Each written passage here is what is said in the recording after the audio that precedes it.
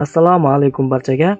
Bugungi videoda biz yordamchi robotni qanday qilib to'g'ri o'rnatishni bosqichma-bosqich o'rganamiz.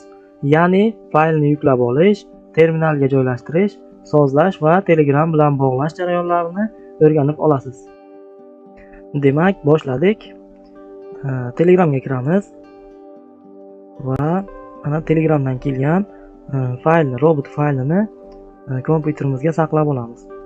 Faylni ustiga bosib turib, kompyuterning asosiy ekraniga qo'yib yuboramiz va bu kompyuterda saqlandi. Endi Telegramni vaqtinchaga yopib qo'yamiz.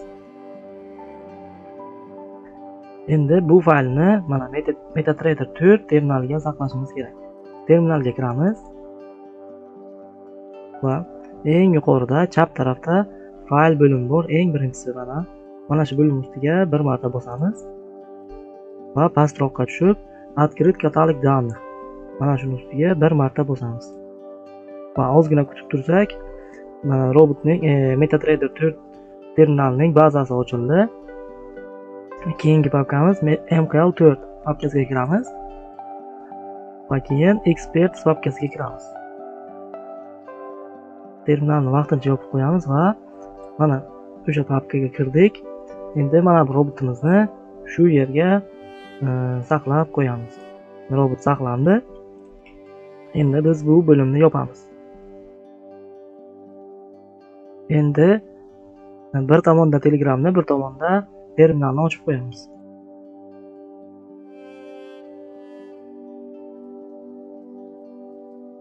Mana bir tomonda terminal, ikkinchi tomonda Telegram. Endi biz navigator bo'limiga kirishimiz kerak. Mana o'sha bo'lim tepada, chap tomon tepada turibdi. Agar kimdadir bo'lmasa, bu narsa klaviatura orqali kirishimiz mumkin. Ya'ni Ctrl N kombinatsiyasi yordamida navigatorga kirishimiz mumkin. Mana yana qayta ko'rsataman. Ctrl N. Navigator bo'limi ochildi. Bu bo'limga kelamiz va yangilashimiz kerak. Obnovit. Mana robotimiz paydo bo'ldi. Terminal bizning robotimizni ko'rdi. Endi shu robotni ustiga bosib turib, olib kelib grafikka tashlaymiz. Mana robot ochildi, birinchi oynasi ochildi. Mana robot haqida ma'lumotlar yozilgan, qisqacha ma'lumot va tepada silka berilgan. Bu yerga bosib Telegramga kirib, savollaringizni menga yo'llashlaringiz mumkin. Keyingi bo'limga o'tamiz. Keyingi bo'lim bu yerda hech narsaga tegish shart emas, faqat mana bu belgilashimiz kerak. Asosiysi mana shu, qolgani muhim emas. Endi biz asosiy parametrlarga o'tamiz. Mana asosiy parametrlar hammasi o'zbek tilida. Demak, eng birinchisi Telegram ID raqamingizni kiriting. Biz mana bu yerga o'zimizning shaxsiy Telegram ID raqamimizni kiritishimiz kerak. Bu nimaga kerak? Robot bizga Telegram orqali xabar yuborishi uchun. Bu yerga ID raqamimizni kiritmasak, robot bizga xabar yubora olmaydi. Demak, ID raqamni qayerdan olamiz? Ikkinchisiga tushamiz. Mana shu silkani ustiga 2 marta bosib turib, kopировать qilamiz va Telegramga start qilamiz, qo'yamiz. Mana user info bot deb yozilgan. Uchinchisi user info bot ekan. Mana shunga kiramiz va bu botga start bossak, bizning ID raqamimizni ko'rsatadi. Mana bizning ID raqamimiz birinchisi mana. Belgilab nusxalab olamiz va birinchi bo'limga tashlaymiz. Mana ID raqamimiz, bu yerdan nusxalab oldik va bu yerga qo'ydik. Keyingisi yordamchi AI bot. Ustiga 2 marta bosamiz va uni ham kopировать qilib olamiz. Telegramga kelib, ikkinchi silkani ham tashlaymiz.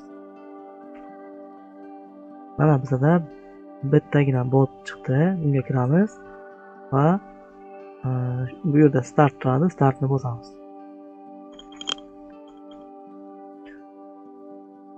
Bo'ldi. Endi keyingisi uchinchisi.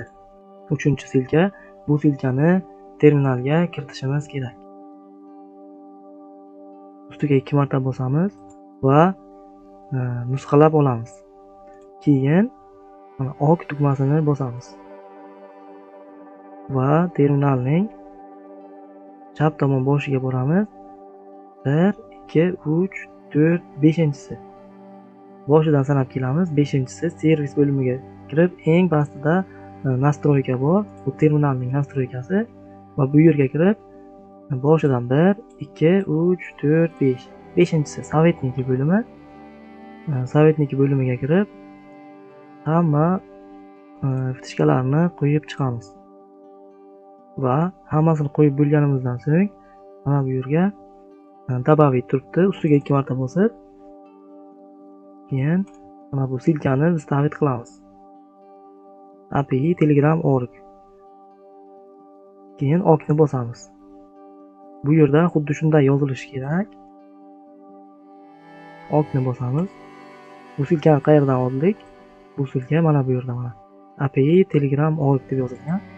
Mana shuni kopirovat qilib olib, terminalning nastroykasiga kiritdik.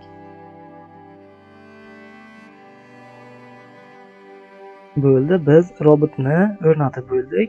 Endi robot ishlayaptimi, yo'qmi, yoki robotni to'g'ri o'rnatganimizni tekshirib ko'rish uchun mana bu knopkani bosamiz. Screen knopkasini bosamiz. Hozir mana knopkani bosdik. Robot Telegramga test xabarni yubordi. Mana test xabar Telegramga keldi. Kiramiz. Screenshot va instrument nomi, time frame, bugungi kun dushanba va server vaqti yozilgan. Bu yerda brokerning server vaqti yoziladi. Mana biz robotni terminalga birinchi marta o'rnatdik. Endi keyingi marta o'rnatganimizda, ya'ni SM500 bir time frame yozib o'rnatgan bo'lsak, endi SM500 ning H4 yoki ustechka o'rnatib ko'ramiz. Ikkinchi, uchinchi marta o'rnatishimiz juda ham oson bo'ladi. Bizga kerak bo'ladigan narsa bu bizning ID raqamimiz. Shuni nusxalab olsak bo'ldi. Mana o'rnatilgan robotdan ID raqamini nusxalab oldik. Endi keyingi grafikka o'tamiz. Mana grafikka robot o'rnatilmagan, hech narsa yo'q. Biz mana robotning ustiga bosib turib grafikka tashlaymiz va birinchi bo'limga o'z ID raqamimizni kiritamiz. ID raqam hammada har xil bo'ladi. Bu mening shaxsiy ID raqamim. Yana bitta qo'shimcha funksiya. Biz hozir robotni grafikka tashlaganimizda, ya'ni OK tugmasini bosganimizda, robot avtomatik tarzda bizga grafik ranglarini to'g'irlab beradi. Agar bu bizga kerak bo'lmasa, mana avto grafik ranglarini to'g'irlash degan funksiya bor. Mana shu funksiya. Shuni o'chirib qo'ysak, ranglar o'zgarmaydi. Mana robot o'rnatildi. Robotni tekshirib ko'rish uchun screen knopkani bir marta bosamiz.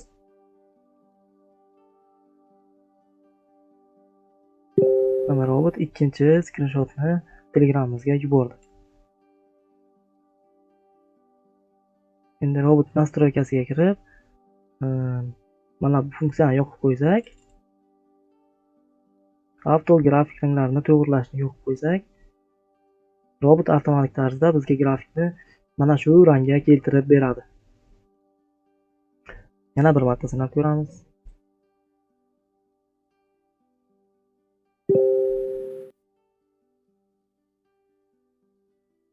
Endi yana bir marta, ya'ni uchinchi marta robotni o'rnatib ko'ramiz. Juda ham oson, faqat biz robotni birinchi marta grafikka NT4 terminaliga o'rnatganimizda ozgina ishi ko'proq bo'ladi. Keyingilari juda ham oson. Mana robotga kiramiz. Bizga mana bu ID raqamimiz kerak har doim. Shuni nusxalab olamiz va robot tashlanmagan pustoy grafikni ochib olamiz. Keyin robotning ustiga bosib turib grafikka qo'yamiz. Va bizning qiladigan yagona ishimiz shu yerga ID raqamimizni qo'shish. Tamam. Okni bosamiz. Mana robot yana bitta grafikka o'rnatildi. 4-marta ham sinab ko'rsak bo'ladi.